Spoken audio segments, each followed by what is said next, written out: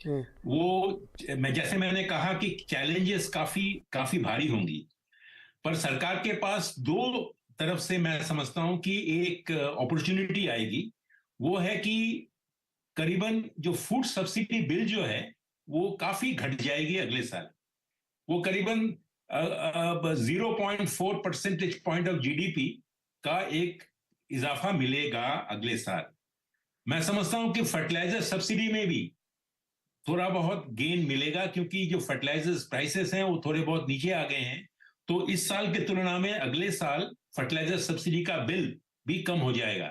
तो ये fertiliser subsidy bill और फूड सब्सिडी बिल को कम होने से बहुत लोगों का एस्टिमेट ये है कि 0.7% ऑफ जीडीपी, अगर आप 300 लाख करोड़ की जीडीपी की साइज देखें, उसमें अगर 0.7% की एक बचत हो, तो मैं समझता हूं वो काफी एक फ्लेक्सिबिलिटी मिलेगी। वो फ्लेक्सिबिलिटी मैं समझता हूं कैपेक्स को बढ़ाने में उनको मदद देगी। पर ये जो जो जो बेनिफिट जो है वो एक साल के लिए ही रहेगी, उसके एक साल के बाद वो बेनिफिट नहीं रहेगी। पर क्योंकि हम 2023-24 की बात कर रहे हैं, मैं समझता हूं कि फूड सब्सिडी और फर्टिलाइजर सब्सिडी की घट जाने से थोड़ी बहुत एक एक स्कोप मिलेगा सरकार को। वो पैसा वो कैपिटल एक्सपेंडिचर में उसका सही तरह से इस्तेमाल किया जा सकता है। उन्नीस सर, मैं आपके पास आता हूँ। शिकायत और सवाल एक साथ। पीएलआई स्कीम्स शुरू की गई और बड़े पैमाने पर 14 सेक्टर्स को लगभग 2 लाख करोड़ के आसपास का दिया गया, लेकिन बहुत सारी इंडस्ट्रीज ने अपने जो रेगुलर कैपेक्स है उसी को मान लिया कि ये पीएलआई में शामिल करे थे, जो कि उनको थोड़ा सा लेस करना चाहिए था। क्या उम्मीद रखते हैं आप लोग अभी भी? नीरज, उतना खराब तो नहीं है, क्योंकि जो जो लोग पीएलआई का फायदा उठाने के लिए जो इन्वेस्ट किया है, उनमें से कुछ लोगों सेक्टर में था ही नहीं था पहले। वो भी आपको थोड़ा सा क्लियर करना पड़ेगा। और ये भी बात है कि पीएलआई से फायदा क्या हो गया। ये जो 14 सेक्टर में जो ऑफर किया है, उधर क्यों दिया? क्योंकि हिंदुस्तान में कैपेसिटी कम था, कुछ आइटम में बिल्कुल कैपेसिटी या टेक्नोलॉजी भी नहीं था। तो पीएलआई का ये ऑफर रखे, इंडस्ट्री को बोला कि आप कैपेसिटी बढ़ा दो, नहीं तो जिसमें कैपेसिटी बिल्कुल नहीं है आप नया चालू करो। For example, API production was virtually nil in the country, पूरा चाइना से इंपोर्ट हो रहा था। तो उसके लिए तो बहुत लोग पहले, that is the first PLI which happened.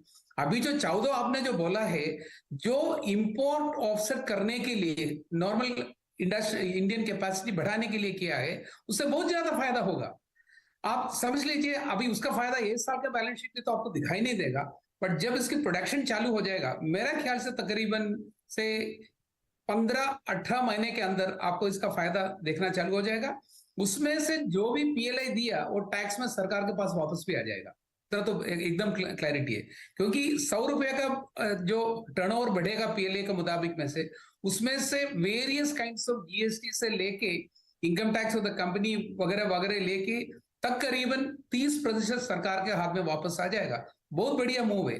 तो मेरा यही भी सरकार से उम्मीद है कि कुछ और एरिया में भी हमको करना चाहिए, क्योंकि हमारा current account deficit is the biggest challenge right now that we are facing, and it may continue to be prevailing for the next year and may be couple of more years. जो तरीके से हमारा import बढ़ रहा है, उसके मुताबिक आप एक्सपोर्ट तुलन करेगा, उतना बढ़ावा नहीं हो रहा है। तो इंपोर्ट को कैसा कम करें? एक तो आप ड्यूटी बढ़ा सकता है, क्योंकि डोमेस्टिक कैपेसिटी जिसके लिए है वो तो करना ही चाहिए मेरे ख्याल से। जहां हम अनयूज कैपेसिटी डोमेस्टिक है, उधर हमको प्रिवेंशन ऑफ इंपोर्ट के लिए थोड़ा ड्यूटी में खेलना पड़ेगा, कोई रास्ता नहीं।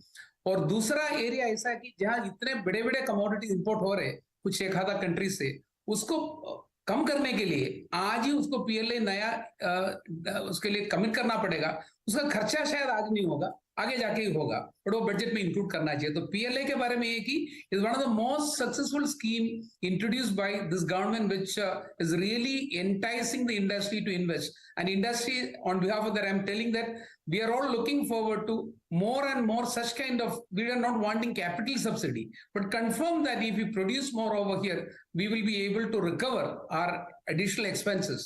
That is the main thing, as you mentioned about PLI. But otherwise, हमारा क्या क्या इरादा है अभी मैं बताता हूँ। मेरे ख्याल से इंडस्ट्री कैपेक्स बढ़ाना चाहता है, तो आप देख लीजिए, अब जैसे बोला कि पीएलआई का मुताबिक हो, कुछ भी हो, प्राइवेट इंडस्ट्री भी है साल में, पिछले साल में इमीडिएटली आफ्टर कोविड जहां कैपेसिटी यूटिलाइजेशन तकरीबन 55% से 60% तक था, फिर भी इतने नए नए प्लान की कमिटमेंट कर चुके हैं, जमीन ले लिया सरकार से, पैसा इन्वेस्ट भी कर रहे हैं। तो private industries come back forward with a very positive movement despite the interest rates going up. आपको ये भी ख्याल में रखना पड़ेगा, 3-4 साल पहले जो इंटरेस्ट रेट इंडस्ट्री के लिए एप्लीकेबल था versus today, the difference is तकरीबन 200 basis point, which means